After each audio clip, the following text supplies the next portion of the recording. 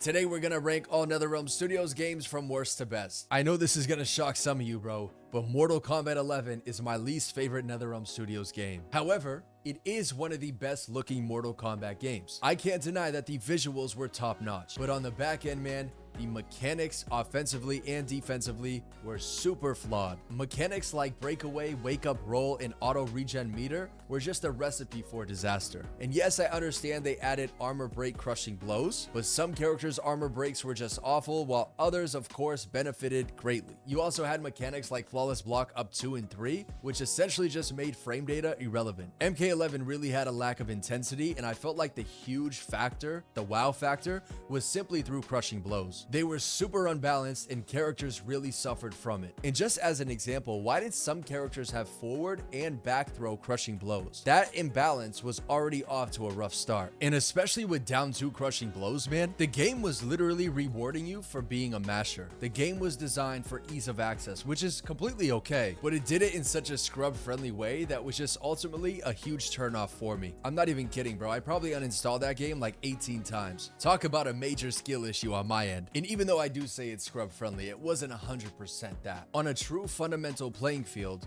Mortal Kombat 11 had some of the best footsies in neutral that I've ever experienced in an NRS game. But at the end of the day, the scrub shit was just becoming more dominant as the game went on. Wake up roll really used to tilt me because I would work my ass off to get you all the way to the corner. I would get a knockdown, let's say, go in for Oki, and you would just wake up roll out of the corner, and now I am in the corner. So even though I won the exchange in neutral and pushed you to the corner, you were still being rewarded for making mistakes. It's kind of silly. And the same exact situation goes for the breakaway mechanic. If I get you in a combo and I'm fully committed to my normal attack, you could just break out of it at any given time, and now I am getting punished for punishing you after winning in neutral. So moments like that, man, just made me want to put my controller down and laugh. The lack of combos, some of the worst that NRS has ever cooked up, and it was really depressing. And outside of the combos alone, man, the character designs were mediocre to say the least. Custom variations on paper is a cool concept, but most of the cool abilities couldn't even be paired with each other. So because of that, characters just felt super limited and they could never reach their full potential. However though, the balancing of the characters was on point. You could argue that Mortal Kombat 11 was the most balanced NRS game to date. And I gotta give credit, man, because it is the highest selling Mortal Kombat of all time. But at the end of the day, man, we play Mortal Kombat for combos. We play it for that high intensity engagement, and Mortal Kombat 11 just missed the mark. Now, I understand that my channel is dedicated to this goddamn game, but I gotta put Mortal Kombat 1 in that 5th spot. Let's start with the positives, because I appreciate this game for what it offered. One of, if not the best Mortal Kombat roster we have ever seen. We had all of the male ninjas in one game, and on top of that, got some of the 3D era characters as well. Some characters had new unique takes, such as the Tarkot blades coming out of Melina's arms. I thought that was pretty cool. And just the gameplay in general, man, and more specifically the combo possibilities, the routes that you could actually take were some of the most creative that we have ever experienced inside an NRS game. The addition of cameos really allowed for true player expression. The counter to that though, man, is meta picks really dominated this game. So the true fun aspect that the game was actually trying to offer was overshadowed by the meta picks with main fighters and cameo pairs. Certain cameos just dominated while others remained useless. And on top of that, some characters benefited with more cameos than others. The game also had many missing in-game features, especially for single-player content. Your fun single-player experience was invasions. In MK1, of course, was a brand new timeline, so it was a new direction in the Mortal Kombat universe. But the idea of a multiverse was a huge miss. Mortal Kombat's identity is completely lost here. The main takeaway, man, was Mortal Kombat 1 just felt super underdeveloped. And it seems like they're not even trying to push the Mortal Kombat title anymore.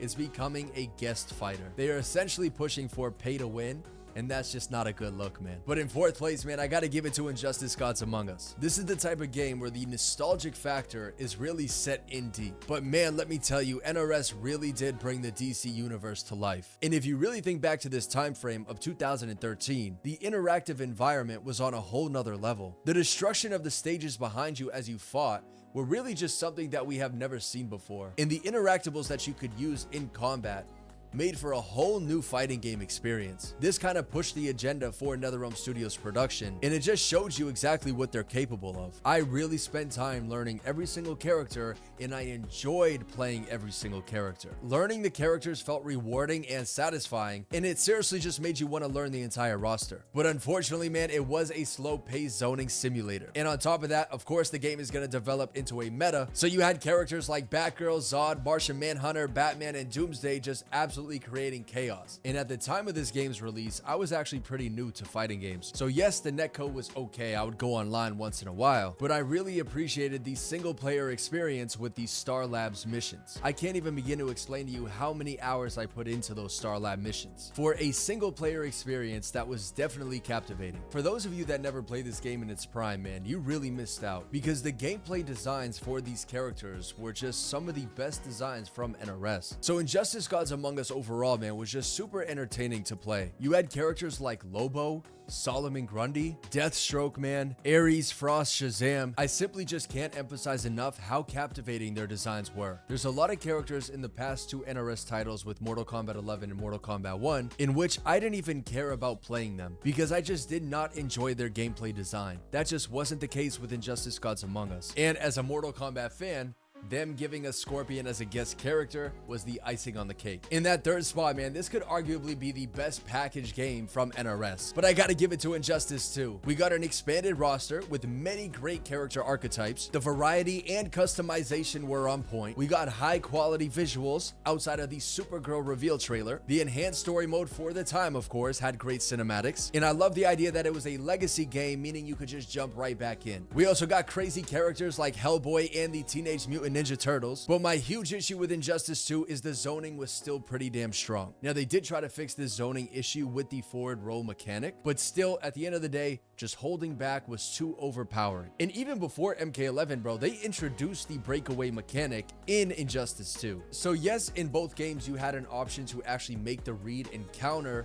the breakaway, but in hindsight, man, to get a combo and then for the opponent to fall out of the combo is just not really rewarding gameplay. So Injustice 2 was not perfect, but as a complete package game, you had fully developed characters, you had beautiful stages, the new additional characters absolutely brought life into the game. Characters like Gorilla Grodd, Atrocitus, Blue Beetle, Captain Cold, Black Canary, and so on, man, just added way more elements into the game and made the game overall more fun than Injustice Gods Among Us. And let's not forget about Red Hood, man. Holy shit, was that character on another level. Red Hood's design alone deserves an award, bro. That character was OD. So the depth of Injustice 2 really runs deep. Number 2, and you could argue it could be number 1, but Mortal Kombat 9. But MK9, man, is really where Mortal Kombat's identity prevailed. And coming back to the 2D playing field, the game was well executed. So you got a sense of that fundamental play, but the game was pretty damn busted. You had fully fleshed out characters with engaging combat, and outside of just the basic 1v1 mode, you also got the 2v2 tag. And this is where we saw one of the biggest icons in the Mortal Kombat franchise,